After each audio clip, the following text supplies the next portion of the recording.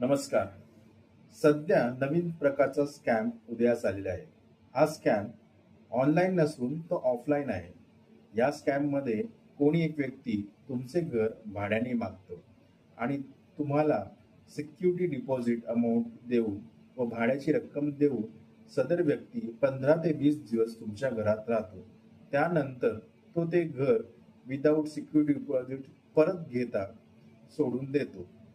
तुम्हाला वाटतं की सिक्युरिटी डिपॉझिट न घेता तो गेलाय, त्यामुळे तुम्ही खुश असता.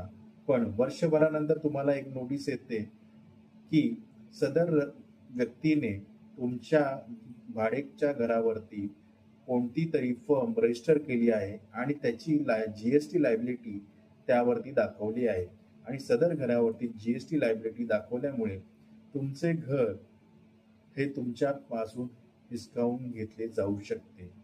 म्हणून माझी नागरिकांना नम्र विनंती आहे की सदर घटना किंवा कोणतीही अशी घटना घडल्यास तात्काळ नजीकच्या पोलीस स्टेशनला जाऊन तक्रार करावी.